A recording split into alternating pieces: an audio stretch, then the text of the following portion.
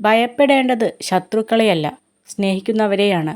കാരണം മറ്റാരേക്കാളും നമ്മെ തളർത്താനും തകർക്കാനും അവർക്കേ കഴിയൂ.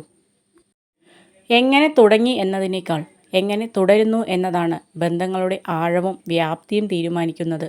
അതുകൊണ്ടാണ് രക്തബന്ധങ്ങളെക്കാൾ ഹൃദയബന്ധങ്ങൾ പ്രസക്തമാകുന്നത്.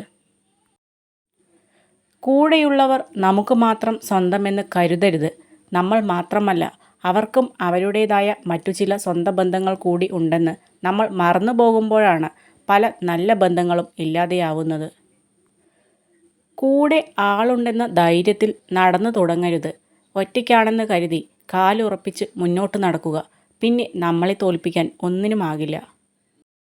നമ്മുടെ സങ്കടങ്ങളിൽ കൂടെയുണ്ടാകുന്ന മനുഷ്യരെ ആയിരിക്കണം സന്തോഷങ്ങളിലും ആദ്യം കൂടെ ചേർക്കേണ്ടത്.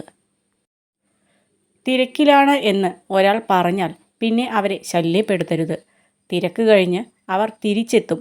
അങ്ങനെ വന്നില്ലെങ്കിൽ അങ്ങോട്ട് വീണ്ടും ചെല്ലരുത്. അവർ നിങ്ങളെ ഒഴിവാക്കിയതാണ്. നിങ്ങളെ ഒരാൾ ഉപദേശിക്കുകയാണെങ്കിൽ നിങ്ങൾക്കത് ഇഷ്ടമായില്ലെങ്കിൽ എനിക്കത് അറിയാം എന്നല്ല പറയേണ്ടത്, മറിച്ച് അത് ശരിയാണ് എന്ന് വേണം പറയാൻ. ഇതാണ് തന്ത്രപരമായ മറുപടി. നിങ്ങൾ വിജയിക്കുമ്പോൾ പഠിക്കുന്നതിനേക്കാൾ കൂടുതൽ പാഠങ്ങൾ പരാജയത്തിലൂടെ ഉൾക്കൊള്ളുന്നു. പരാജയങ്ങളിൽ മനസ്സ് മടുത്ത് പിന്മാറരുത്. പരാജയങ്ങളാണ് ഒരു വിജയിയെ സൃഷ്ടിക്കുന്നത്. ആർക്കു വേണ്ടിയും ഒന്നിനു വേണ്ടിയും കരയരുത്. അത് സൗഹൃദമായാലും ബന്ധങ്ങളായാലും അവിടെ നഷ്ടപ്പെടുന്നത് നമ്മുടെ സമയവും ഊർജവുമാണ്. എത്ര നിസ്സാര കാര്യമായാലും നമ്മുടെ വിലപ്പെട്ട സമയം കളയാൻ പാടില്ല. സ്വന്തം സത്യത്തെ മുറുകെ പിടിക്കുന്നവർക്ക് 1000 ശത്രുക്കളുണ്ടാകും. മറ്റുള്ളവരുടെ നുണകൾക്കൊപ്പം സഞ്ചരിക്കുന്നവർക്ക് 1000 മിത്രങ്ങളും ഉണ്ടാകും. നിങ്ങൾ പിന്തുടരേണ്ടത് നിങ്ങളുടെ ഇഷ്ടങ്ങളെയാണ്, അല്ലാതെ മറ്റുള്ളവരുടെ താല്പര്യങ്ങളെയല്ല. ജീവിതത്തിൽ ആത്മവിശ്വാസവും സന്തോഷവും വർദ്ധിപ്പിക്കാൻ നമ്മുടെ ജീവിതത്തിൽ മുൻപ് സന്തോഷം ലഭിച്ച കാര്യങ്ങളെക്കുറിച്ച് കൂടുതൽ ചിന്തിക്കുക. നമുക്ക് മറ്റൊരാളുടെ പ്രേരണയാൽ നമുക്ക് യോജിക്കാൻ കഴിയാത്ത ഒരു കാര്യവും ചെയ്യരുത്. ഞാൻ അത് ചെയ്യില്ല എന്ന് പറയാൻ മനസ്സിനെ ബലപ്പെടുത്തണം. ജീവിതം എത്ര ആർഭാടങ്ങൾ കൊണ്ട് സുന്ദരമാക്കിയാലും സ്വഭാവം നന്നാകാതെ അതിന് ഒരു വിലയും ഉണ്ടാവില്ല. രണ്ടേ രണ്ട് സന്ദർഭങ്ങളിൽ നമ്മൾ മൗനം പാലിച്ചേ മതിയാകൂ. ഒന്ന്, നിങ്ങൾ പറയുന്നത് മറ്റുള്ളവർ ഉൾക്കൊള്ളുന്നില്ല എന്ന് തിരിച്ചറിയുമ്പോൾ.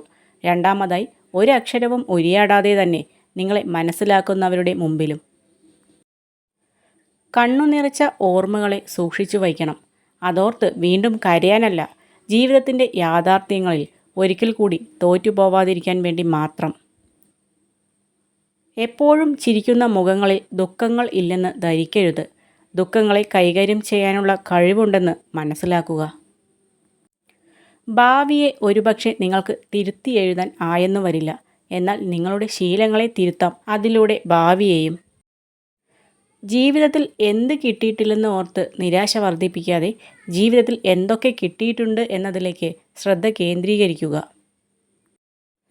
സഹായിച്ചവരെ ഒരിക്കലും മറക്കരുത്.